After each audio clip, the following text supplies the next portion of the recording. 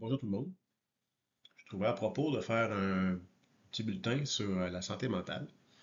Donc, c'est quelque chose qu'on parle rarement, puis qu'on est quand même toujours confronté, autant pour la note que pour celle des autres et de nos patients. Donc, c'est un petit contenu qui est assez court, mais qui est un amorce comme tel. Peut-être qu'on fera faire une suite à un moment donné. Donc, sur la santé mentale. Première des choses, la définition de la santé mentale, c'est quoi? Donc, la santé mentale se définit comme une disposition qui permet à chacun de ressentir, de penser, d'agir de manière à jouir de la vie, à faire face aux difficultés du quotidien et à contribuer à la vie en sa communauté. Donc, c'est un équilibre d'un paquet de facteurs qui fait qu'on maintient notre santé mentale. C'est d'ailleurs pour ça que j'ai mis le bonhomme qui est essaie de se maintenir en équilibre, c'est notre vie comme telle. Donc, si on regarde l'image ici représente dans le fond, un portrait de la santé mentale de quelqu'un avec ou en absence de troubles mentaux. Donc, si on regarde rapidement le tableau, donc si on regarde la barre horizontale, ça représente soit l'absence de troubles mentaux, soit la présence de troubles mentaux, selon la sévérité. Tandis que la barre, elle, verticale, nous présente le niveau de santé mentale de quelqu'un. Donc, lorsqu'on parle de, on pourrait dire, il marque languissante, on pourrait dire minimale ou mauvaise, et florissante, donc optimale et bonne comme telle. Euh, pour bien caractériser l'état de santé mentale, il est nécessaire de considérer à la fois la présence et la sévérité des troubles mentaux et le niveau de santé mentale. Donc, un ne va pas sans l'autre pour vraiment comprendre le tableau complet. Donc, selon le modèle, les personnes qui présentent une santé mentale qui est florissante, qui est bonne, combinée avec l'absence de troubles mentaux, c'est des personnes qui sont considérées en santé mentale complète.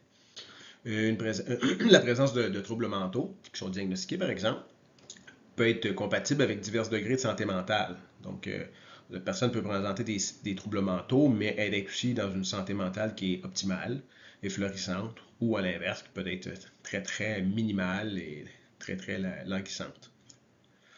Euh, Si, évidemment, plus qu'on est dans le négatif, plus qu'on s'enligne vers des symptômes dépressifs, exemple par ici, fait que les troubles mentaux plus un état mental minimal, ben, on vient exacerber les problèmes.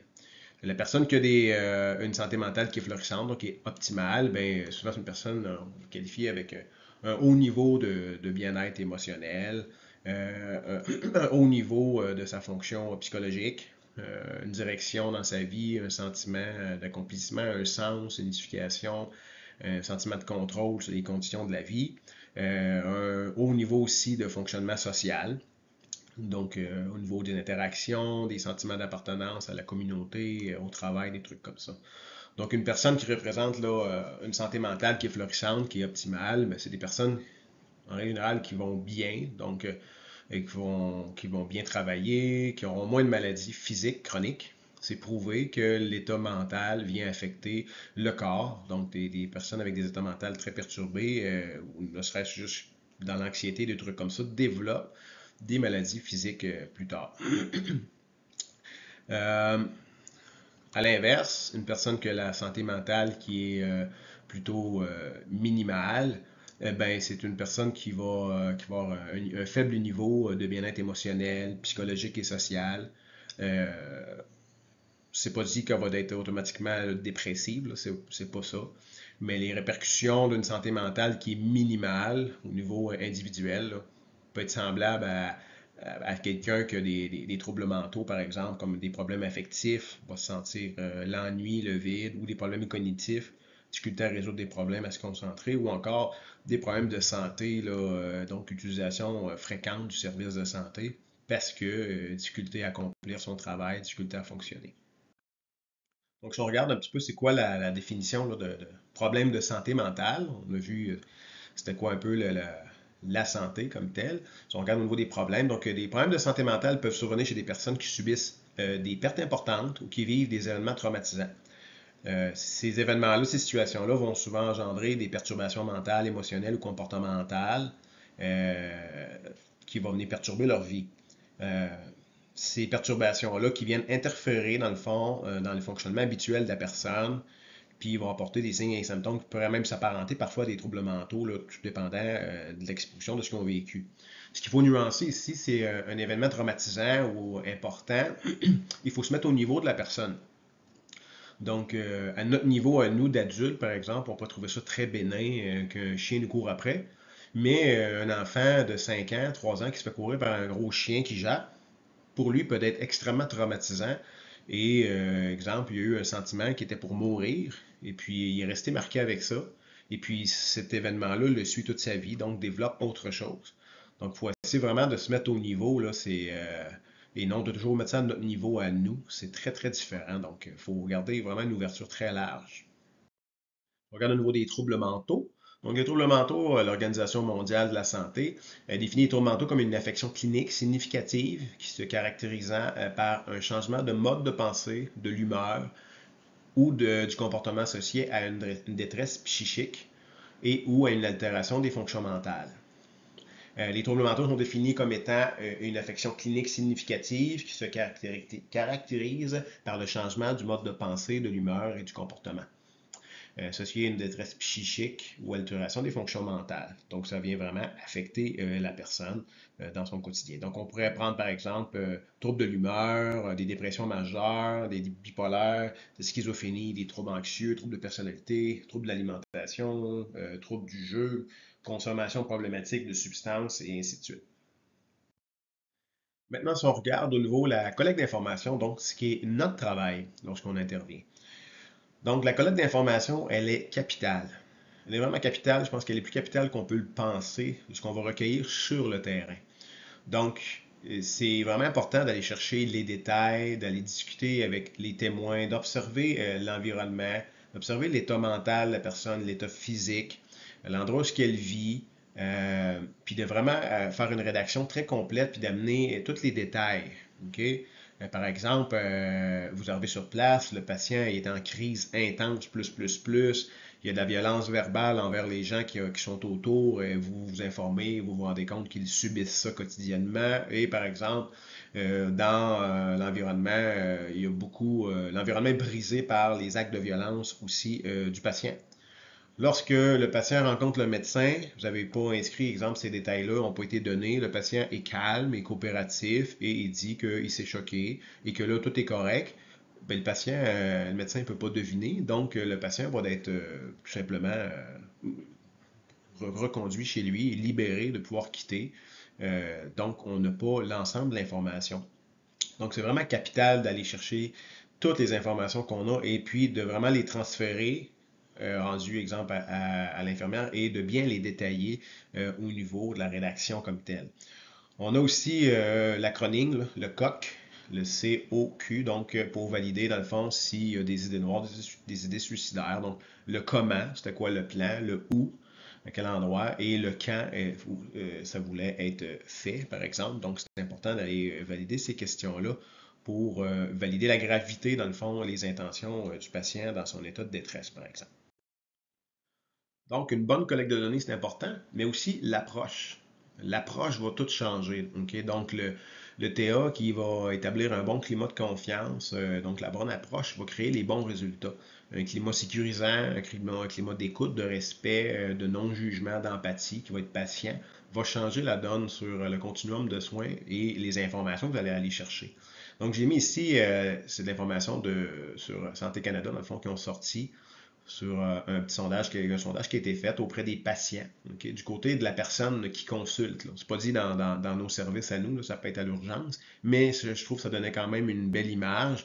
Donc, ces gens-là, des fois, ont le sentiment de ne pas être écoutés, pas crus, pas acceptés dans leur souffrance, crainte d'être soumise à l'autorité arbitraire du soignant, des membres de leur famille, n'avoir aucune garantie de leurs droits, sentiment qu'on n'accorde pas à la légitimité de la personne en crise, à moins qu'elle ne soit accompagnée de quelqu'un de crédible qui témoigne pour elle de son état, de son besoin, qu'elle représente des comportements limites entraînant malheureusement des mesures coercitives. Sentiment que la priorité est donnée à la sécurité au détriment de l'écoute active et de l'interaction avec la personne en crise. Perception d'un manque de bonne volonté et d'une forme d'incapacité pouvant les exposer à la mesure des contrôles traumatisants, et ainsi de suite. Donc, vous voyez un peu la perception, là, parfois des gens, lorsqu'on va donner peut-être une mauvaise écoute ou un mauvais climat ou des jugements vont être perçus. Donc, c'est vraiment important de donner, d'avoir la bonne approche qui va nous aider à avoir les bons résultats. Ça va éviter beaucoup de complications, puis ça va aider évidemment le patient à vous livrer de l'information qui va l'aider. Donc, dernièrement, il y a eu un symposium sur la santé mentale qui était très intéressant, qui réunissait tous les intervenants du maillon, dans le fond, pour un patient santé mentale, passant des premiers répondants, du 911, premiers répondants, nous, la police, jusqu'aux spécialistes de psychiatre, par exemple. Et chacun pouvait un petit peu expliquer là, leurs difficultés, leurs enjeux. Donc, si je prends au niveau policier, on va regarder le tableau qui est ici pour comprendre, dans le fond, surtout en lien avec la P38 et la common law qu'on ne connaît pas. Donc, on va regarder ça ensemble. Donc, si on prend toujours un type d'exemple d'espèce, OK? Donc, Annie contacte le 911 et désire aller à l'hôpital et dit avoir des idées noires, elle est volontaire à y aller. Elle peut prendre le moyen de transport de son choix. OK? Donc, ça, on parle toujours au niveau policier. Le policier, vous pouvez contacter le SASC. Le SASC qui est le service d'aide en situation de crise, le 811, si elle est volontaire. Et les autres vont pouvoir valider des options pour se rendre à l'hôpital, peut-être en ambulance, peut-être en auto ou avec un ami, par exemple. Donc, c'est volontaire, c'est une partie qui est volontaire. Dans l'option 2, exemple, donc une personne qui est volontaire, mais une possible dangerosité qui est non immédiate, donc on prend encore le cas d'espèce. Donc c'est la mère d'Annie qui contacte le 911 parce qu'elle est inquiète des propos de sa fille au téléphone. Sur les lieux, les policiers constatent qu'elle ne va pas bien, elle pleure, elle est découragée, elle dit qu'elle va y aller avec sa mère, mais elle semble pas sincère pour consulter. Donc là, les policiers vont valider si c'est correct de la laisser aller ou pas. Puis là, sinon, on va changer d'option comme telle. Si, exemple, elle a consommé des pilules puis de l'alcool, elle est somnolente, donc c'est flagrant, donc il y a un danger grave et immédiat, donc la common law s'applique. Donc la common law, c'est que le policier applique la common law, on l'embarque de force et puis elle est transportée. Danger grave et immédiat pour sa vie. Lorsqu'on tombe dans la P38, la P38, c'est pas dit que c'est un danger grave et immédiat pour sa vie dans les médias, genre les poignets sains. OK? Donc, il y a eu des propos suicidaires, des trucs comme ça, vont demander au SASC d'intervenir. Et puis le SASC va valider s'il y a des critères de danger. Okay? Ils ont des feuilles, j'ai les exemples plus loin. Ils ont des feuilles à remplir, critériées pour valider s'il y a des risques de suicide, des trucs comme ça, pour valider vraiment la dangerosité. Donc, par exemple, on arrive, le SASC est sur les lieux, les policiers l'ont appelé, ont évalué la dangerosité, on vous donne les motifs de danger grave et immédiat. Suite à l'évaluation, ben, les policiers disent parfait, on va appliquer, exemple, la loi pour la transporter à l'hôpital. Dans un autre cas, exemple, ça pourrait être un parent qui appelle, c'est pas dit que c'est le SASC, où on remarque un danger grave et immédiat, ben, et puis on va valider sur place. OK? Donc, si, dans ce cas-ci, on parle toujours des policiers, si le SASC met trop long à se déplacer, c'est vraiment trop long, les délais sont vraiment énormes ou ne sont pas disponibles, mais le policier pourra toujours décider d'appliquer la P38 dans ce cas-ci, s'il n'y a pas de SASC comme tel qui va le faire, mais sinon, c'est le service d'aide en situation de crise qui va trancher. Donc, il peut y avoir des délais. Donc, un patient qui présenterait des propos vraiment de suicide avec des idées noires, mais qui n'a pas de danger grave pour sa vie, ben c'est le SASC qui va s'occuper de faire le suivi téléphonique ou en personne, qui va se déplacer pour évaluer si c'est nécessaire de prendre une ambulance ou il y a d'autres moyens pour le faire. Et les autres options, ben là, c'est des ordonnances. Ordonnances psychiatriques, puis des examens comme tels là, qui vont obliger les patients à prendre l'ambulance, qui n'est pas vraiment dans notre contexte, c'est vraiment plus policier. Donc, si on regarde le petit pictogramme qui est ici pour au niveau policier, s'il y a urgence d'agir, donc une prise en charge immédiate est nécessaire pour assurer la sécurité de la personne, le policier doit procéder à un arrêt d'agir. Donc, un arrêt d'agir, ça veut dire on arrête les gestes de la personne et elle va être transportée avec le common law à l'hôpital. Si c'est non, donc il y a pas à faire un arrêt d'agir, et bien là, ça sera un intervenant qui va être disponible, quand il va être disponible dans le fond pour gérer tout ça. Donc, la LPP, la loi sur la protection des personnes, donc l'application de l'article 8 uniquement en présence des deux critères qui sont suivants. Donc, on voyait dans le tableau, là, ça nous parlait des deux critères dans la common law. Donc, la personne représente un danger pour elle-même ou pour autrui en raison de son état mental. Puis, l'absence de consentement de la personne, par exemple, refuse, incapable et n'a pas de représentant euh, ou s'oppose au consentement donné par son représentant légal. Donc, si ces deux options-là sont présentes, donc la LPP va s'appliquer. Qu'est-ce que la common law? Donc, la common law, c'est l'article 48 au niveau de la loi sur la police. Donc, si on regarde, là, je ne vais pas tout vous lire l'article 48, mais dans le fond, ce qui vient ici faire état de levier, c'est il assure la sécurité des personnes. Donc, si la sécurité des personnes est compromise, on peut appliquer la common law. Exemple, quelqu'un, comme tantôt, a pris ses pilules, a consommé de l'alcool, est dans un état somnolent lorsque les policiers arrivent, ils nous appellent et c'est un transport à l'hôpital. Donc, la common law est appliquée, puis c'est tout. Il n'y a pas à appeler le SASC, par exemple, parce que c'est vraiment en cours présentement, donc il faut arrêter. Il y a un arrêt d'agir qui doit être fait. Maintenant, si on regarde la P38, la loi de la P38, donc c'est quoi? Donc c'est un agent de la paix, un policier qui peut, sans autorisation du tribunal, amener contre son gré une personne auprès d'un établissement. Donc le critère 1 à la demande d'une intervention en situation de crise, qui estime que l'état mental de cette personne présente un danger grave et immédiat pour elle-même ou pour autrui, on pourra appliquer la P38, donc c'est le SASC qui va avoir fait l'évaluation. Le deuxième point, c'est, exemple, à la demande de l'autorité parentale, d'un tuteur ou une autre personne là, qui est visée lorsqu'il n'y a pas d'intervenant du SASC qui est disponible en temps utile pour évaluer la situation. Dans ce cas, l'agent de la paix pourrait, c'est des motifs sérieux de croire que l'état mental de la personne concernée présente un danger grave et immédiat pour elle-même ou pour autrui, appliquer la loi dans ce cas-ci. Donc, c'est quoi le SASC? Donc, le service d'aide en situation de crise, le 811. Leur rôle à eux autres, c'est de désamorcer la crise, dans le fond, par intervention psychosociale, d'estimer la présence de dangers graves et immédiats en raison de l'état mental de la personne, puis de rechercher des mesures de remplacement à l'application de la loi, d'article 8 dans le fond. L'objectif, c'est de pas de se rendre jusque-là. Leur obligation légale au niveau du SASC, c'est d'assurer la protection, de rechercher le consentement, évidemment. Il faut qu'ils respectent, sont soumis au secret professionnel. Fait qu'il y a des règles qui peuvent permettre de rompre le secret professionnel lorsque nécessaire. Donc, sinon, ça peut être une problématique lorsqu'il y a un transfert d'informations. Si le patient refuse la diffusion d'informations, eh bien, ça se peut que l'intervenant vous donne le minimum en lien pourquoi qu'on le transporte, mais on n'aura pas accès à tout son pedigree, par exemple, parce que le patient a refusé et l'intervenant est tenu au secret professionnel.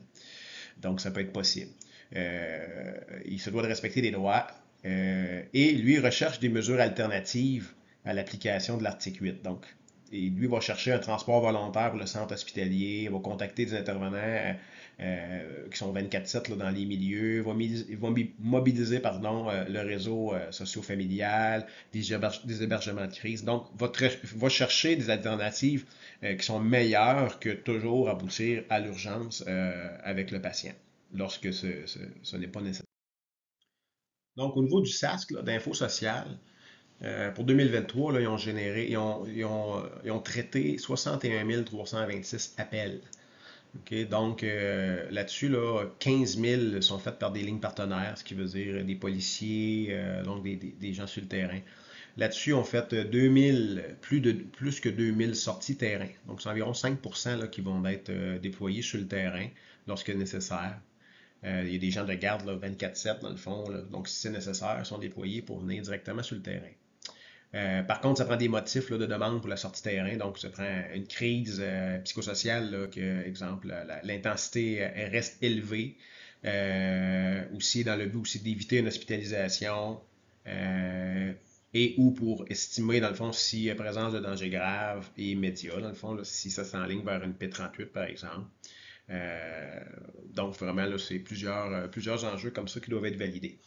Donc, la ligne que vous entendez, dans le fond, là, eux autres, ils ont des guides, ils ont des grilles d'estimation du risque suicidaire, ils ont des grilles d'estimation du risque d'homicide, ils ont des grilles de décision pour appliquer la LPP, là, la Common Law, ils ont des guides de référence. Donc, tous ces outils-là doivent être faits. Il faut comprendre un truc, c'est qu'on enlève les droits à quelqu'un. Hein, donc, c'est juridiquement, doivent être très bien outillés là, pour faire ça correctement.